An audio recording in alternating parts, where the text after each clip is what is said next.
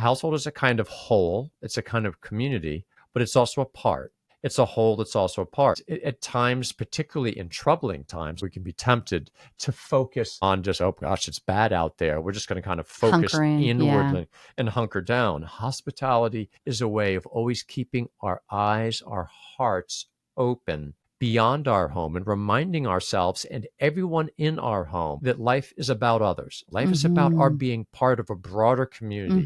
It's not about our retreating. It's about our looking outward. A hospitable home is enacting that conviction. Hi, I'm John Cuddeback. And I'm Sofia Cuddeback. If you're wondering whether you can really be friends with your spouse and raise children into responsible adults with whom you have a relationship and do what it takes to make a homestead, reconnecting with your body and the land wherever you live. If you just want to think more about how to make a truly happy home in our trying times, then the Intentional Household, a LifeCraft podcast, is for you. Join us.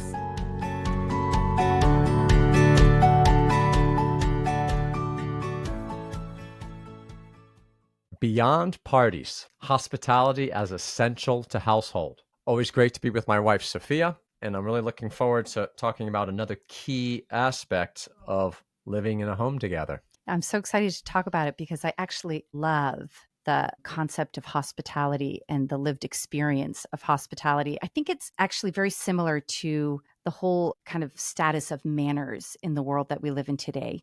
I think that there's kind of a sense that hospitality, like manners, is some kind of external window dressing of people who are a little bit hung up or a little bit formal, and that in most cases, people are thinking we're better off without that kind of formality. Or even that maybe it's something, especially in the case of hospitality, even more so than manners, that it's something frivolous and that you kind of associate with the life of cocktail parties or something like that. So I just love to have the opportunity to discuss the kind of more substantial quality of hospitality, and in particular, what kind of opportunity it offers for us within the household. And as a matter of fact, kind of teaches us about the household when we decide to be hospitable.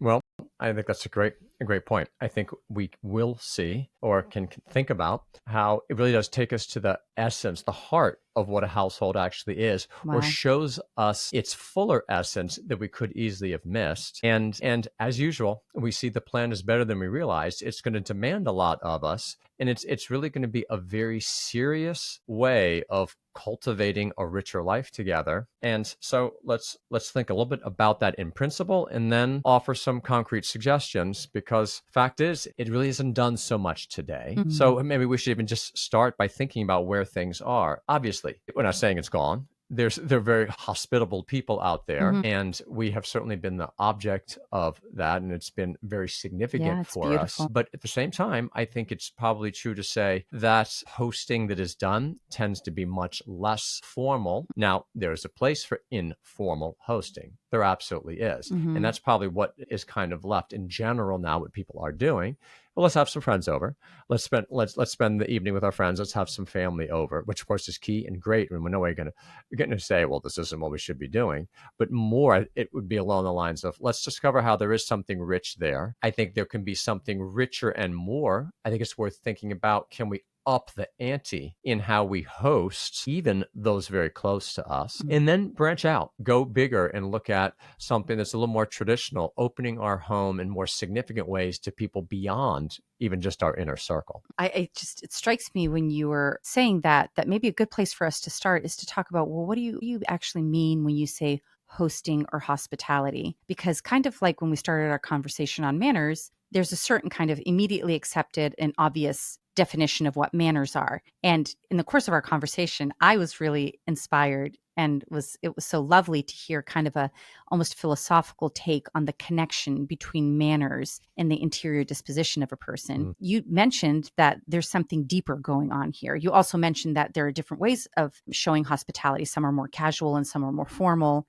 Well, if there are different ways, what is the common thread? Right. What do we mean when we say hospitality? I think that's going to be really important if we're going to figure out how to gauge how we do it, and also the different degrees that are appropriate for different circumstances. Good. Well, let's do that. I think for starters, we need to see that when we offer hospitality, we are taking on a certain kind of formal office. It's a kind of office. Wow. It's a kind of even there's a duty associated. I am taking on this place towards you. And I think we might put it this way.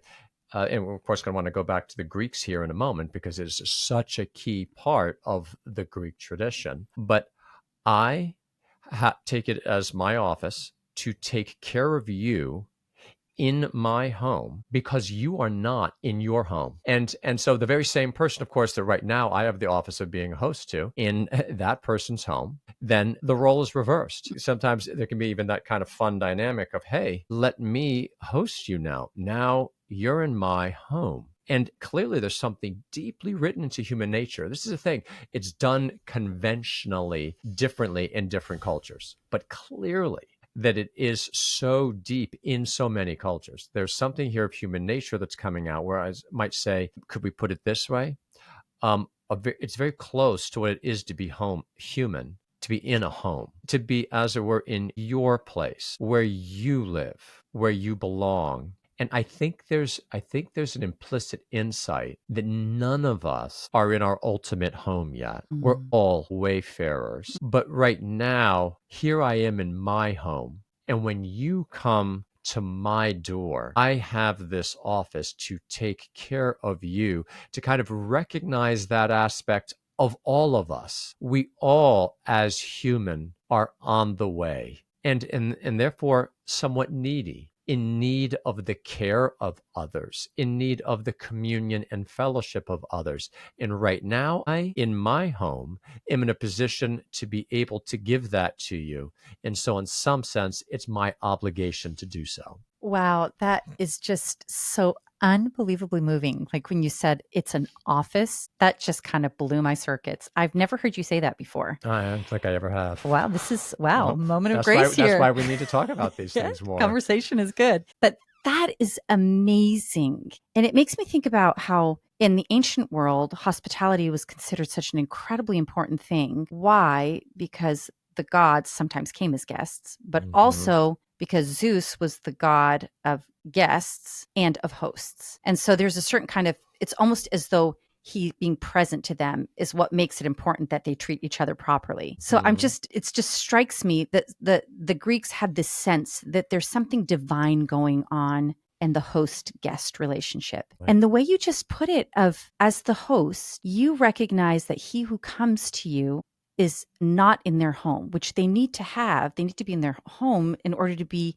accepted, to be received. The nomad it's a kind of, we recognize that as a scary, not good place, someone who doesn't have a home. So when you as the host open your home to your guest as a place where they may reside, as someone who, by the grace you confer on them, they become a resident here, at least for this moment, you're actually, maybe the office that you are acting in is kind of like God in relation to his creation. I think in some sense that's, because especially if we're on the way, what are we on the way to? To our ultimate home, which is the place that God has prepared for us. So it's a really beautiful way. And it really seems to be connected to this incredible insight that even pagans had. There is something unique and special in the host-guest relationship that is a participation in the divine.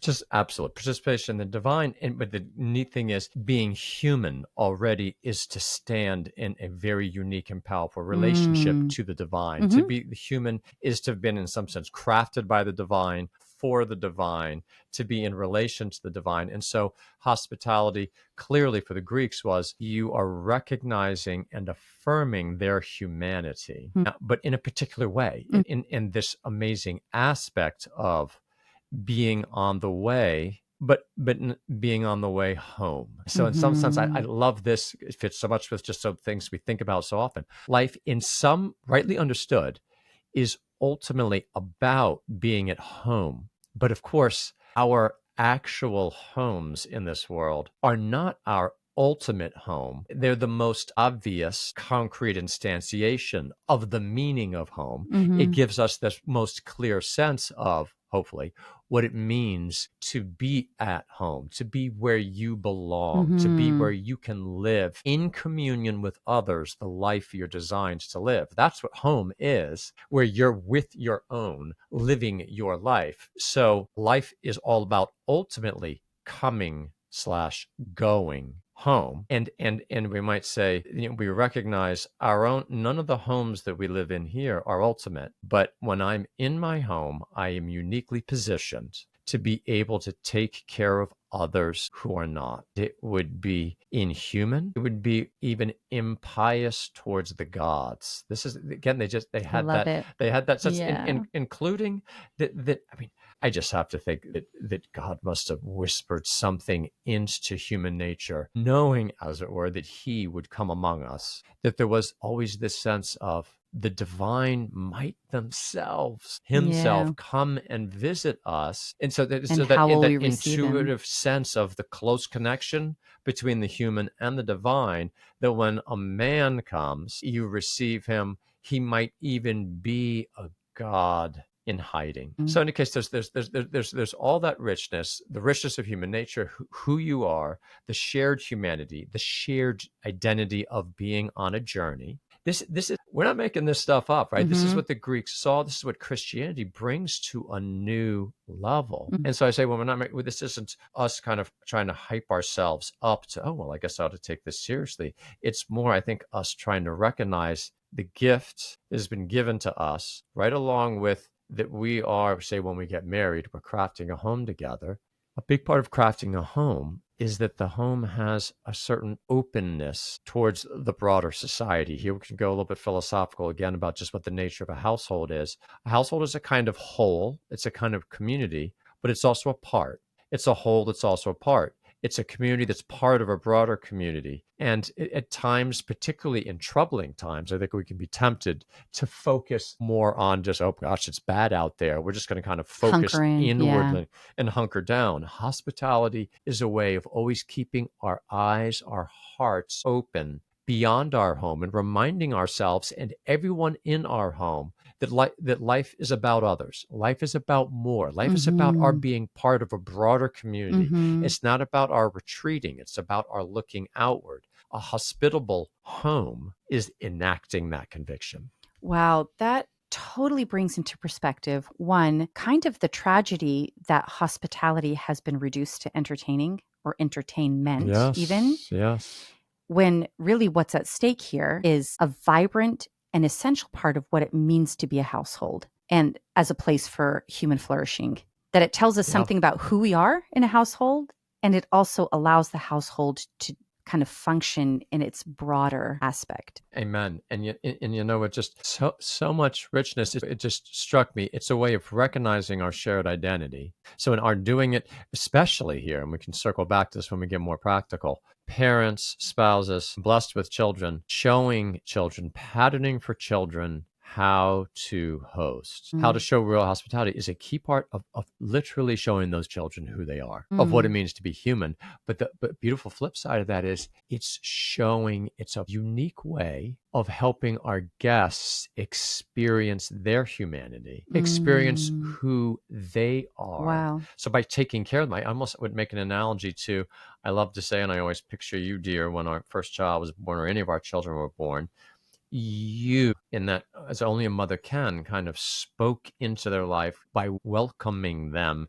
into the world, into our home. In some sense, you told them who they are by your welcoming of them. Some sense that's repeated every time again. It's that same kind of open-heartedness of welcome. You are worthy. Mm. You are one of us. This is who you are. And I Mm. think this is the opportunity we have in our household, not just to be crafting this good life among, for, and with one another, but hospitality really is a way of being generous, of the kind of, you can even say, procreativity of a household, Mm. in being generous and sharing life with others. Yeah, life conferring for Life sure. giving. I wonder, it seems to me that what you're saying is there's something at the core of hospitality that makes it be radically other oriented in a way that's very life giving. I want to just kind of draw a contrast to kind of maybe what might be some people's standard experience of hospitality. There, like you said earlier, there are so many people who are through a kind of connaturality, a kind of a deep instinct, actually enacting real hospitality in their homes. There might not be a particular form they're following. It may be super casual. It may be chaotic sometime, but think because it's something that so naturally belongs to us as human beings, there's something that we kind of reach out for that. Nevertheless, at the same time, there's kind of this, especially with social media, there's kind of that picture-worthy party. I especially think of weddings very much are an issue of the host kind of sees themselves as setting a stage, that you want to get it as dramatic as possible. And everybody comes and, gets fed and gets libations, whatever you call drinks, whatever.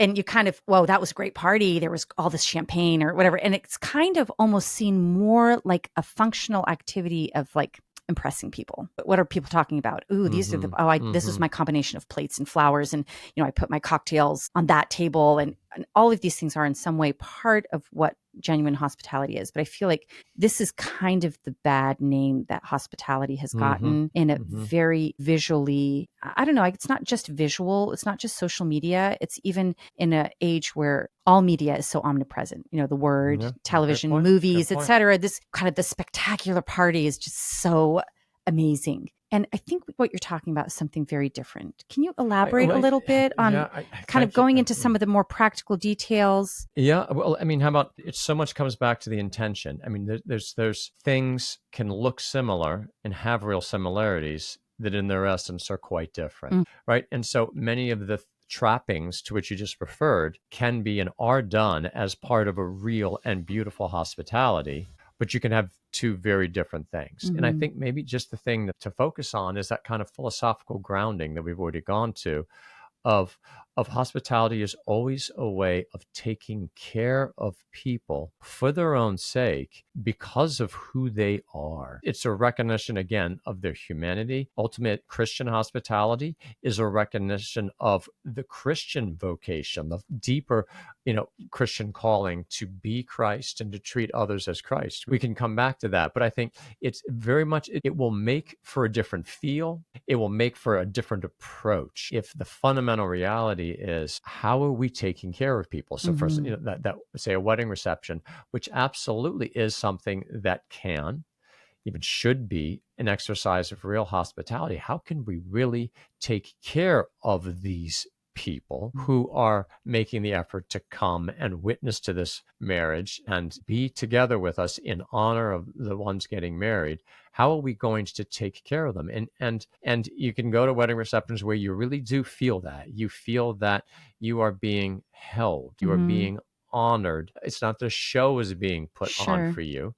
And I just think that, that's it's the heart. It's almost like all the other things that we might think about in a household of kind of the decorating more, for the look versus decorating for the sake of a beauty that enhances life. It's always about the richer human life. Yeah, it's nuanced. Yeah. And so I think it's worth it. We can keep going back to that. And we're going to come to some practical suggestions here very shortly. And I think we should keep in mind in those practical suggestions, again, very much the intention. How are we honoring people? How are we taking care of them, given that they're not in their home? In some important sense, they're in our home. Yeah, that's great. So I think it's also, by the way, just before we get into the practical, just to make an explicitly Christian point, there's a beautiful line I very much associate with Benedictine hospitality. I'm not exactly sure what the origin of the line is, but it's said in Latin, hospes venit, Christus venit.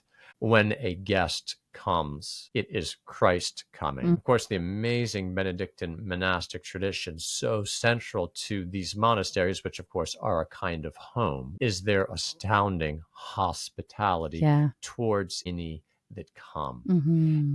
And just their sense of this is how, I mean, it's you could say it's a kind of preaching. It's, we are going to help you understand how we honor Christ, as it were, in some sense, who we think Christ is, by how we receive you when you come to us. There's just so many veins of richness that we might just say, again, very simple and practical. We can remind ourselves, okay, family, again, we're going to give other practical things of, okay, what can we do when those guests arrive, while they're here, when they're leaving? But to have this attitude in our family of, all right, when we have guests, let's think of it. Let's think of it as Christ is coming to visit us. How would we treat Christ if he came to our home like he came to Martha and Mary's?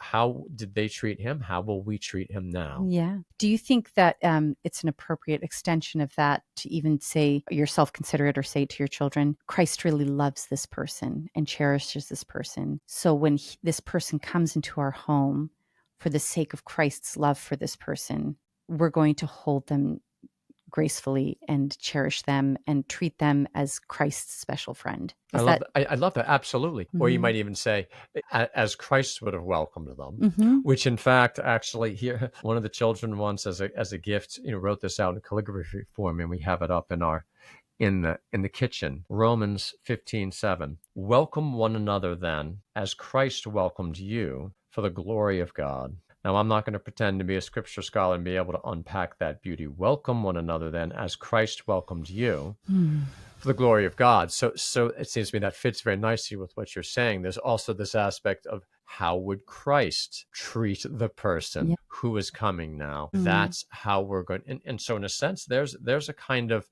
that's an admonition, even perhaps a mini command coming from St. Paul, how we treat one another. We're going to welcome one another as Christ has called us all into his heavenly home. We're able to have a little participation in that. And again, so much richness there that we're not even exactly sure as we start to do it. But I think we're going to discover it. Can we talk a little bit about how I think that it's worth noting here how in so many ways our society has moved away from formality. And I think sometimes formality can be a barrier to the personal. But we've talked about this before, especially when talking about manners, for instance. And there we discussed how certain formalities, in fact, are precisely what is needed and helpful in order to have richer personal contact. Yeah, that's a great point. I love that. It's really, I think, key here for talking about hospitality. Hospitality has intrinsically a certain kind of formality to it. If there's no formality at all, then I'm not sure that we would even call it hospitality. If just a close friend is just kind of dropping by and it's just, kind of a quick visit, there's no formality to it at all. You're not really so much going to talk about this as I hosting offered them. Hospitality here. But I think it's worth noting that even with those closest to us, we have certainly found this. There's something very beautiful about we sometimes going more formal. We'd like to invite you over for Sunday brunch. We'd like to invite you over for Sunday dinner. And then we've prepared, and they'll see that when they come.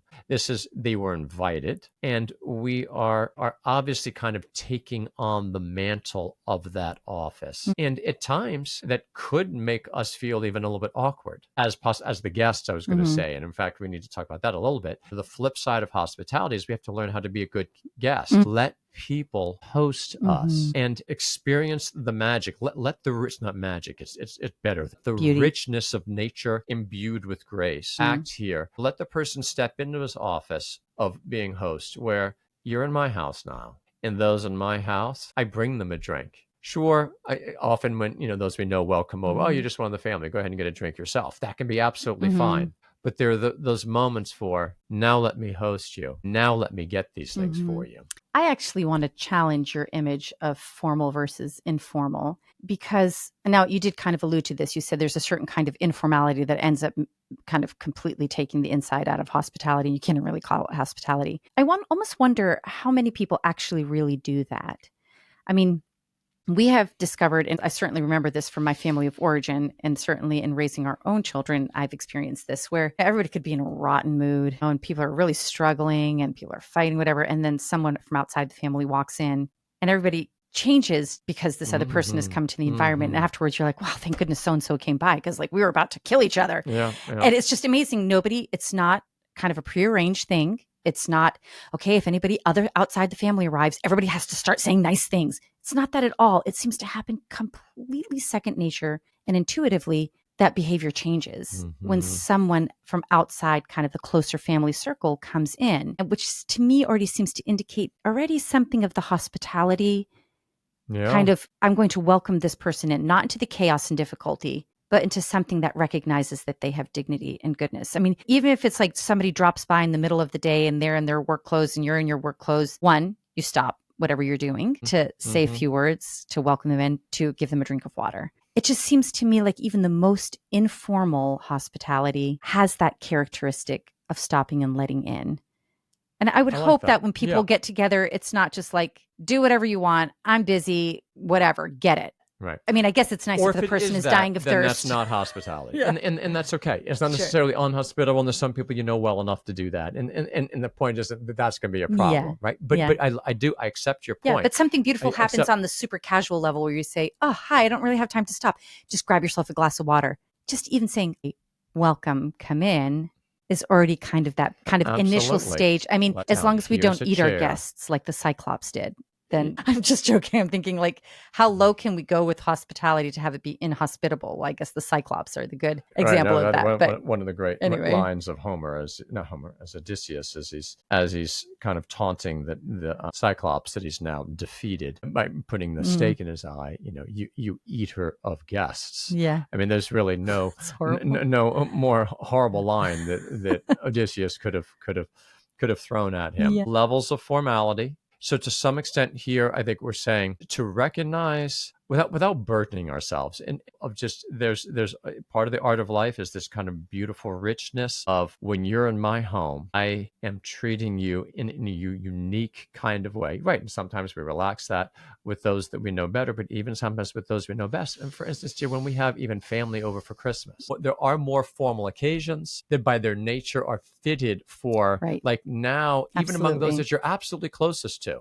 We're going to dress up. We're dressing up in part because it's Christmas, in part because you are coming to celebrate Christmas with us. And now we're going to set this place for you. We're going to make the best of food in honor of Christmas, but in honor of you. And there's just such a unique, utterly irreplaceable warmth. So there is hospitality towards those closest to us, if they are not directly of our household, or even our own children now who have left the household and thus technically are not part of the household, though they always in some sense remain a part of it. We even now host them when they come back, but especially on more formal occasions. Can I just share, just because you said Christmas and setting the table, a tradition that was passed on to me through my parents who are Ukrainian was to always set a place for the unexpected guest. And I just love that we don't know who will come and join us. Very rarely, only once or twice, we've had someone stop by on Christmas Eve. But it was so wonderful to be like, yes, finally, someone to eat at the place of the unexpected guest. But it's a beautiful token to, like, even what was the Greek sensibility, if you never know when God is going to come and visit you. What amazing. I mean, the speaking of Ukrainian, and this is, all intact cultures that haven't been, as it were, thoroughly upended, quote, modernized, that have this beautiful, in various ways, sense of hospitality. We went not that long ago to a Ukrainian couple, literally fairly recent immigrants. The feeling as we went in, they were young. And I just thought, oh my goodness, how it was a little bit sad how striking it was that they had this kind of, what I'll say is a kind of old world sense of the depth. It's so powerful. It's so rich. There's a certain finesse. There's this light touch. You don't make it seem as though you're laboring over your guests, but they're watching. They're concerned. It was beautiful. Welcome. They had never met us before, but you are our guests. Again, there's just something so rich. That was an incredible experience. And I think we'll talk a little bit more about the impact of genuine hospitality on the younger members of a household. Our 13-year-old son was with us at this lunch that we were invited to by this Ukrainian couple. And it was so extraordinary, unprompted on the way home in the car. He just said, that was the most amazing experience of hospitality I have ever experienced. So it was really, it was beautiful. We hadn't talked about it beforehand. He didn't offer that comment after we had analyzed everything. This was just, he was like, wow, that was so amazing. Yeah. All right, well, let's talk about how to make a plan. Yeah. I think always the place to start with in a plan is be intentional, be reflective. And so in a house, if you have a household of one, in a household of one, I think hospitality is especially important. To sit down and make a plan and think through some of the various aspects that we're about to go into right now. But in a marriage, another beautiful thing that's part of crafting your life together in the home, how are we going to do hospitality? Spouses, have you had that conversation? How are we going to make hospitality a key expression of who we are in this household? What can we do so that when people come here, they know that they are honored just because they are our guests? So let's come up with a plan. Let's think of whom we're going to invite and what we're going to do when they come. Quickly, different people to invite. This is. Oh, wait, before you Go. go on there, can I just share, just when you said that, something struck me as my experience that was Mhm. actually quite exhilarating when I first experienced it in our newly married home, being hosts together. There's something extraordinary about experiencing yourself in a couple with your spouse that is fundamentally an I-thou relationship. We're looking into one another's eyes. Hospitality provides this incredibly unique experience where now the two of us turn outward to whoever it is that we're welcoming, but we're doing it together as husband and wife of this household. It's an amazing experience. You experience a kind of togetherness when you both, through a plan and then an invitation, turn outward to look at someone else and welcome them into your mutual home. Totally. It's That's a great really, point. I can't imagine what I would have hosted like when I wasn't married. But anyway, my experience of hosting with you has been a very unique opportunity to experience togetherness by looking out. I absolutely love that point. And it just brings to my mind the image of, hey, hosting is sometimes hard work, but life is hard work. And I picture the guests leaving and we're standing at the door, kind of waiting for them to be truly gone. Can't see, you have to make sure you've completely waved them off. And then you look at one another and you just sink onto the couch. You put your arm around one another and you just have this sense of, we've done a good thing. It was good to do it together. Yeah. But so whom are we going to invite? I mean, realistically, one of the things that we certainly have experienced is it's hard to have over kind of the ones that you most feel like you kind of need/wants to have over. And ideally, as it were life not quote so busy, which raises all kinds of interesting questions. In many ways, a challenge of our day, we've talked about in other contexts, is we're probably more busy in a sense than we should be, or in some extent, maybe we can't do anything about that. That makes a difference in our hosting. And particularly when children are young, there can be this sense of, you got to be kidding me. How am I possibly get this house clean, make a meal for more than the people that are right here? And so this is not to place a burden. And there are seasons in the household, we're not talking about something that has to be hyper formal. Obviously, there's a kind of hospitality. If you have, a manservant in the house, you're able to have a kind of hospitality at a different level, obviously. But then again, hospitality has always been this rich tradition through all levels. Again, that couple where we're from a village. I mean, this is how, as it were, quote, the common folk like us welcome one another into their homes. And of course, so there has to be this understanding of it's not going to necessarily be an expensive affair. It's not going to be a highly ornate one. It's not going to one that's going to require so much work that we just can't recover and get on with our life. But it's going to be an affair where the person is seen. It is going to be an affair with a person and that is embodied in certain ways. And that is going to take a certain amount of work. And maybe, so I think it is only realistic to recognize hospitality. If we're really going to do it, it has to be prioritized. You have to choose to do it. And maybe that means cutting out. What are we going to cut out? Well, there might not be much to cut out, but if we were doing much along the line of play on words here, entertainment, and I don't mean entertaining People. guests, I mean more like watching television. It might be that we have to give up certain of those other things. And we certainly, dear, have found, I mean, in hosting at times, it pushes us to certain limits. And then we realize, well, we can't do another, event like that for a while. And we have to be realistic and even humble in knowing our own limitations. But, a choosing of, we can do this. There's different levels of people. I think it's important, even with family and with close friends, to host them, to come into our home, sometimes with a certain formality. For our guests right now, we are preparing this. We are treating you. We are honoring you. We're delighted you're here. Exactly. Is a very important way of giving a special angle, an angle into that relationship, a way, an avenue for that relationship to grow,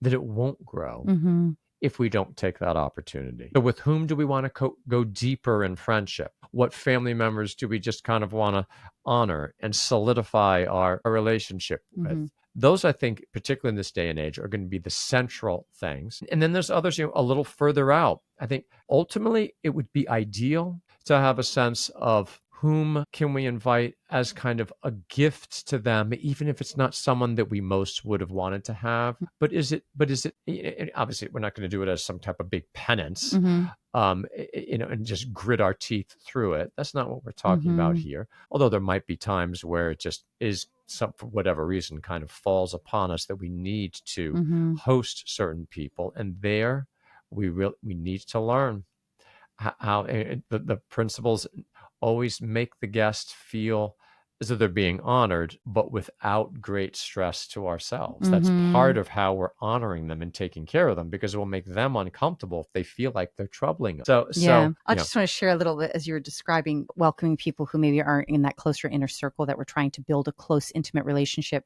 It just reminds me of, I think Mother Teresa in one of her letters says that there was never, I don't know if she said meal or if there was never a dinner where there was not someone outside of their family at their table. When she was at home. When she was at home growing up, meaning in the home of her parents. And that the fact that her parents opened their home in generosity and hospitality, often to those who were less fortunate, opened her heart and prepared her for what became the extraordinary, heroic missionary work. But I just thought to myself, wow, what amazing parents that they opened their home at every meal to someone who needed a place to eat. That is astounding. And some of that, of course, is culturally conditioned, of course, such that it we're might not be in that hard to cultural repeat. circumstance. And we're not saying, we're not going to drag someone into the house that is going to be dangerous to have in the house.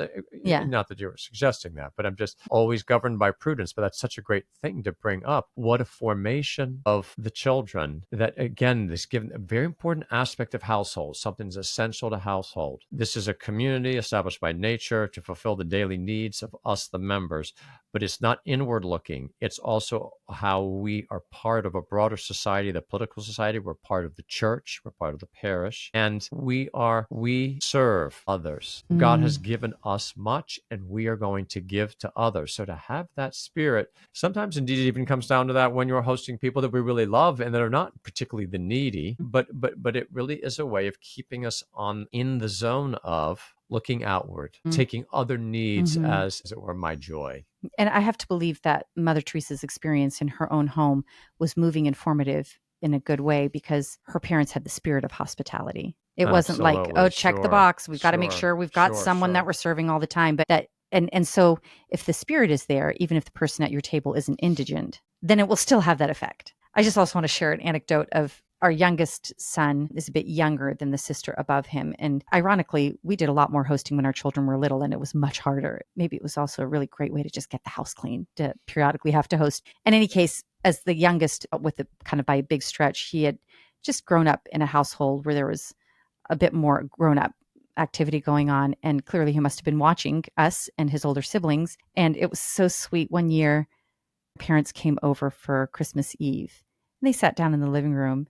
And I overheard our little, I don't know, he must have been like 4, our little son, walking up to say, "Grandma, would you like to have a glass of water?" And it was just so shocking and unexpected, because it's not like anybody had said, "Go ask Grandma if she wants water." It was completely like, "Can I get you something to drink?"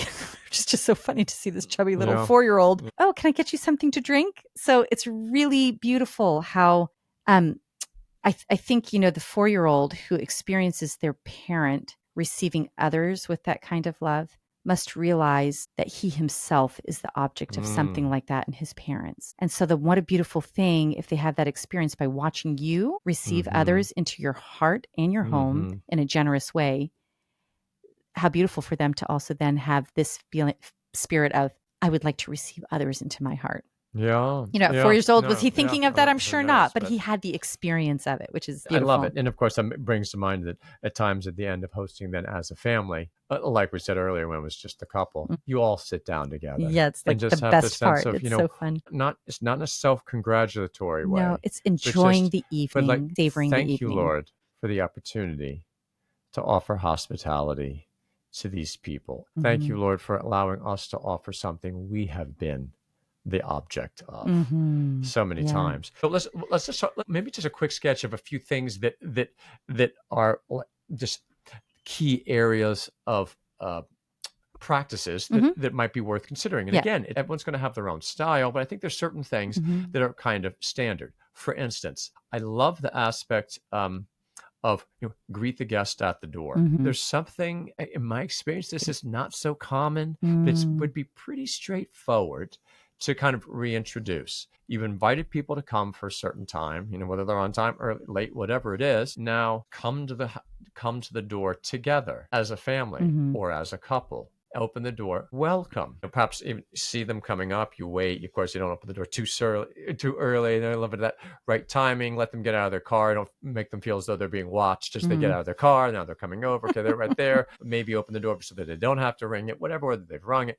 You open the door, welcome. And there's a certain formality of I come to my door and I open my door as I open my heart. And, it's funny, in reading St. Alred on friendship and talking about the legitimate uses of the kiss, he gives a little list of, we should never kiss anyone except in appropriate circumstances. And one of the ones he says is in receiving a guest. And again, this is culturally conditioned, but this aspect of welcome and the kind of formal kiss on the cheek is, again, in many cultures, it's just absolute second nature, or the two kiss, you one cheek, then the other. But that kind of formality is such a great way to get things started. If anyone needs to be introduced, boom, right here. And here we are as parents, we're introducing our children. This is where we have the opportunity to teach our children.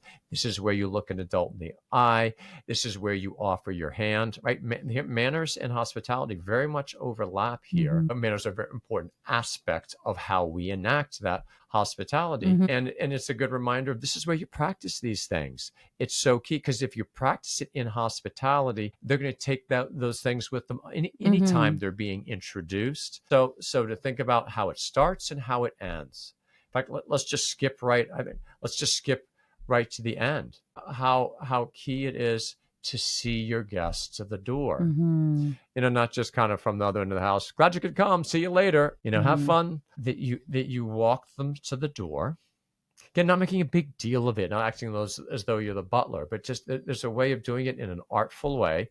We all come together, and there's a kind of formal interchange. Hopefully, someone has the habit of being a good guest, and they are able to offer their very sincere and heartfelt thanks at that point. Whether they do or not, this is where we say, we are so glad you are able to join us. Blessings to you. Can't wait to see you next time. And everyone kind of says a good goodbye. I mean, ideally, I love it. Thinking of a particular person, a couple people I've known in my time who would either always walk you to the car or step out and just wait. It was clearly just a passed on tradition. It's a way of honoring you. That really moved us in our early marriage to be hosted by an older couple that had a larger family. Yeah. And that the man of the couple walked us outside and stood on the porch until we were driving off. So our back was turned to him. He allowed us to leave first before he turned his back on us. Exactly. And that was so, we've always tried to emulate that. That was such a gift to us. That beautiful gift of hospitality to us became something that has stayed with us throughout our entire marriage and helped us to host others. Yeah. Indeed. Do you have any practicals for the in between? I would just say that I think a good kind of meter for what kind of things need to be included in hospitality that give us tons of freedom to then do it the way the personality of our family would do it. So each person can choose kind of the nuanced details. Is just saying, if this person is away from their home and I'm saying, please come and use my home as your home, there would be certain things that this person would be able to enjoy in his home that then we want to kind of repeat. So first of all, the bodily comfort of food and drink. So again, it's being offered to them formally, but offering them a drink as soon as they come in, setting the table and preparing something particular for them. Of course, if you have an unexpected guest, the preparation maybe you don't have an opportunity to do, but the way you put it in front of them. I get very anxious about having enough food for people. So when I have an unexpected guest, it's a little bit stressful for me. And I have learned that it's not the quantity of food that you serve that's important, but how you serve it. And that even if, there's some FHB, family holdback going on, it ends up being a wonderful experience for all of us, even if it's a little bit scarce and everybody goes and gets a hamburger at the local drive-thru afterwards, if it's served in a certain kind of manner or way. So I think if we attend to food and drink in a hospitable way, that's very helpful.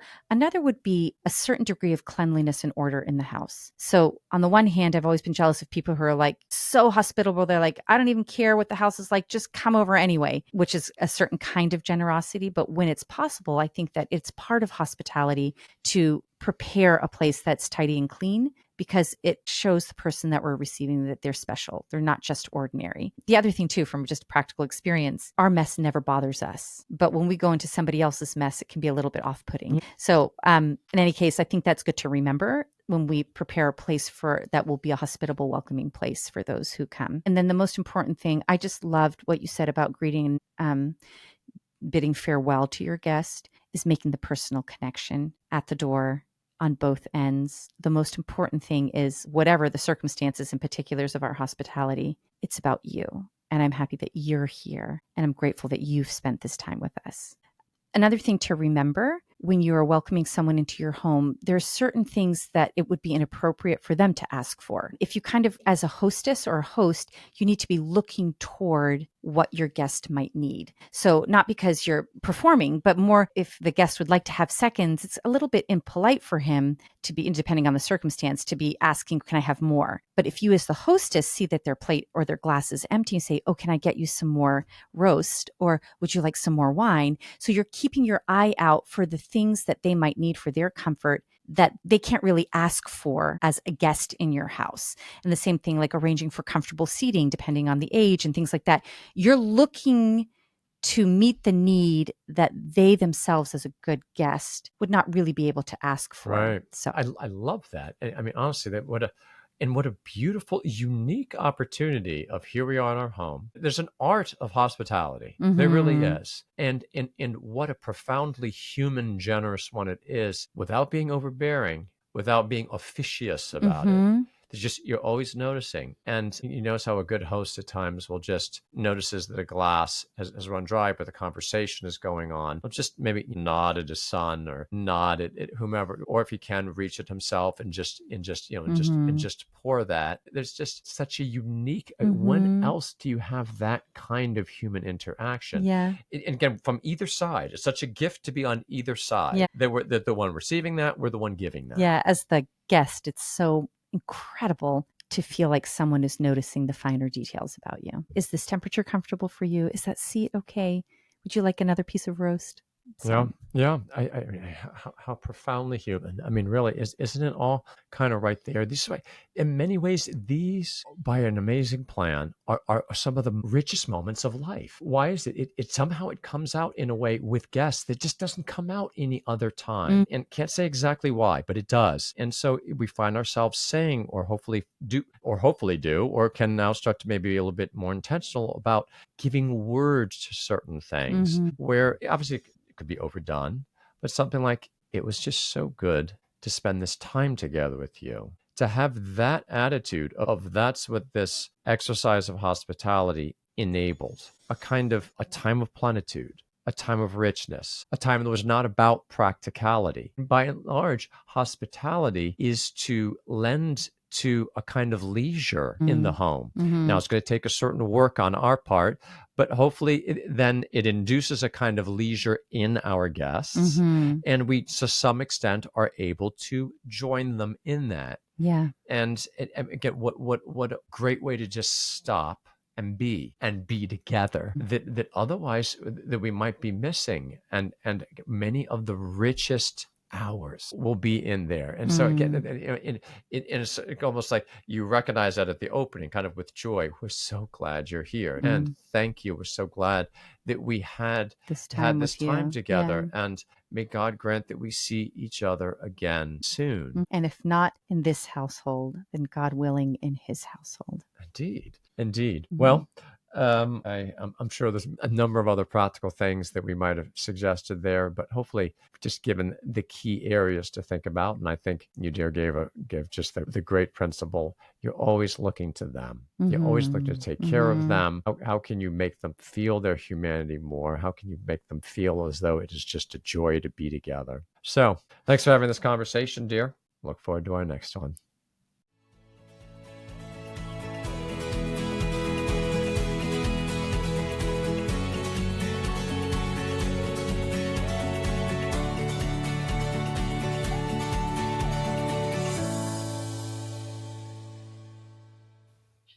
Thanks for tuning in this episode of The Intentional Household. If you've enjoyed this, please like, subscribe, and leave a rating or review. If you have any topic requests, please send them to lifecraftgroup@gmail.com. For our Wednesday reflections, free courses, reading groups, and live events, please visit life-craft.org.